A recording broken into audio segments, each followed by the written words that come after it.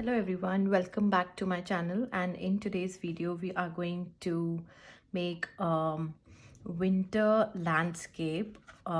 This is the last day for the 12th day of Christmas cards, and I decided to do it in a landscape form. So the card is going to have a landscape.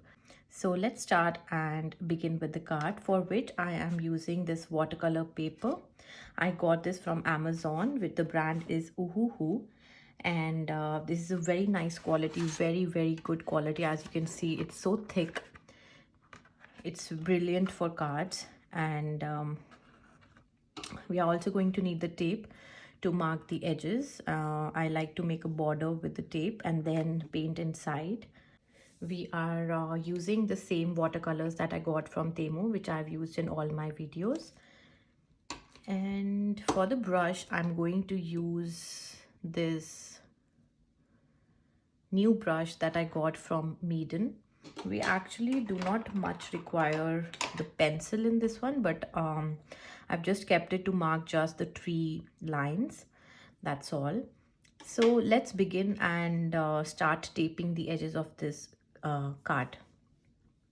So I have taped all the edges of the card, and now let's begin and just see where we want to place the trees. So I want to place the tree, a big one, in the center. So I'm just marking very light line, and few trees I'm just going to go in the background, big and small, like this. So they are going to be very blurry, but we are still going to make the trees. So that's all that we need to draw in this card, not much drawing. Let's start and begin with the painting. So I'm going to give a very light wash of background, which is going to be of the same color. So basically in the whole of the card, it's going to be just two shades. One is going to be a Payne's gray color, and the other one is going to be Payne's gray mixed with emerald green or the sap green. So we are only going to move between these colors, and that's about it. So let's go ahead and do the background, for which I'm just going to, first of all, we are going to use wet on wet technique, which means I'm going to wet the paper first of all and then add the wet color on top, so it merges very nicely.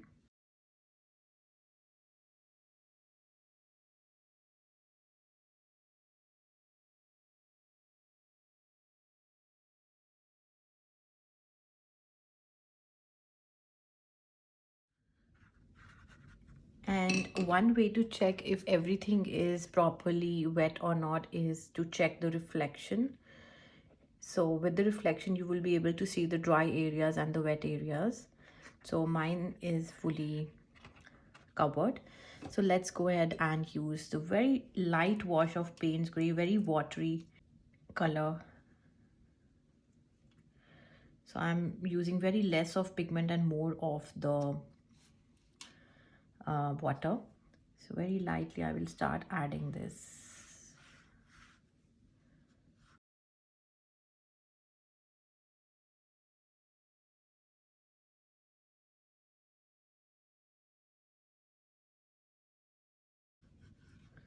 That's about it. We just want to do a very light wash of this color.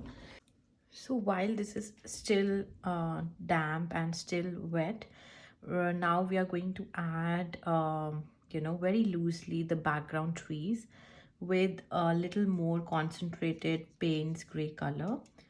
So just a little bit. We are not going to make it very diluted, but just a little bit concentrated, so that it just, because it's, the surface is dried, so it's spreading by itself.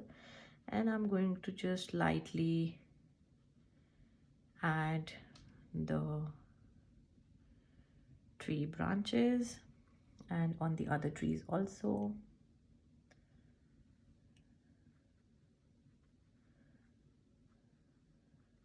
So for the trees, it's very simple technique. So we are going to start with the line and then just go left and right, and as we go downwards, we are going to spread it even more like this. So the base is always going to be broader for these trees. And there is one more tree here.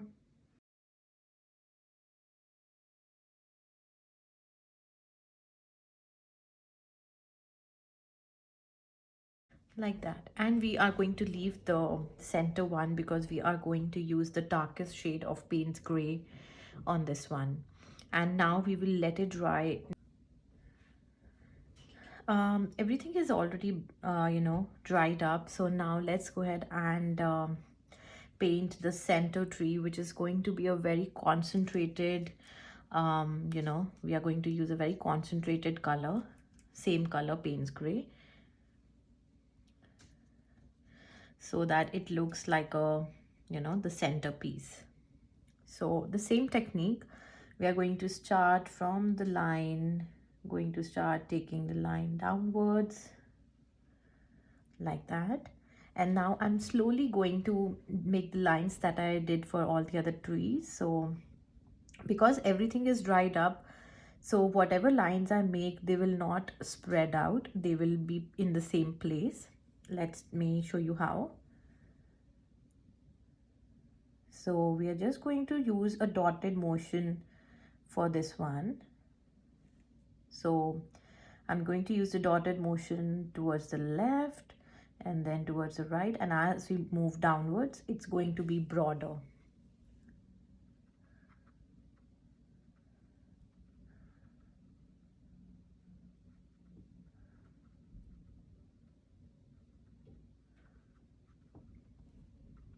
And the motion, the brush is sometimes I'm just pushing it on the paper, and sometimes I'm just using the tip to make few dots like that. So you have to use a mix of strokes. So here I'm just dabbing the brush using just the middle part of it, and just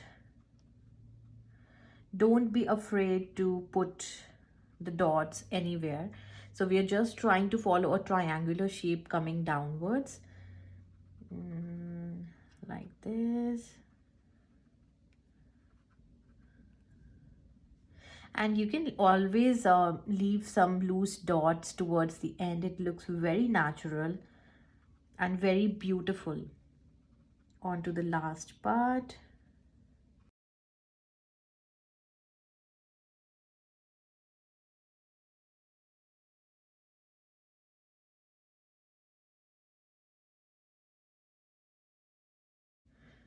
And wherever you like, wherever you feel, you can add more dark pigment like I'm doing right now. I'm just dotting the very concentrated color to some of the areas that we have already painted. So instantly you can see the difference. The background trees are so blurred, but they still look like trees, and the front one is looking just the star of the show. And one more thing that we are going to do is just going to give little reflection under the tree with the same Payne's Gray color, but we are going to use very light wash of it, very light watery color.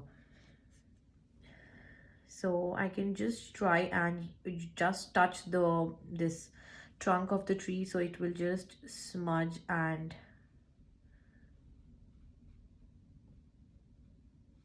I'm just trying to make very loose reflection like this. Lastly, we are going to use a metallic shade, any shade that you might have.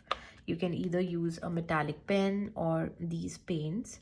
And I'm going to add a little tiny star on the top of this tree.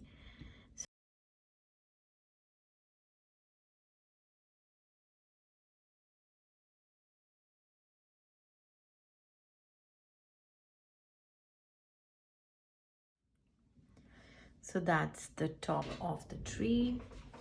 Dry for some time, and then we will sprinkle some white gouache or white paint, whatever that you have. We are going to just splatter some dots on the whole painting.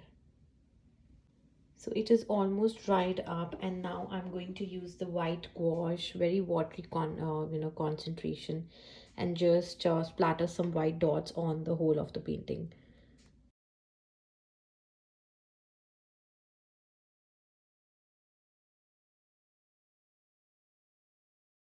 We're going to remove the tapes of the card.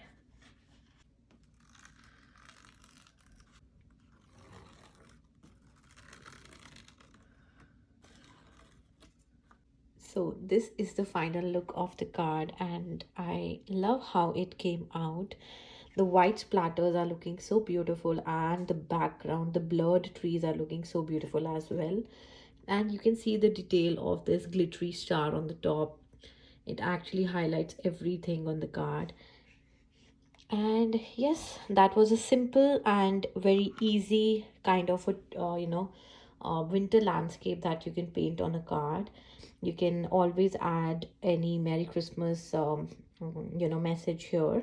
If you enjoyed today's video, then please do not forget to like, share, and subscribe to my channel. That means a lot to me, and I will see you guys in my next video. I am planning to do 12 more days of Christmas cards, but those 12 days of Christmas cards will be very easy, very quick to do, because we have very few days to the Christmas. And I will see you guys in our next video. Till then, take care, bye bye, and have a lovely Christmas.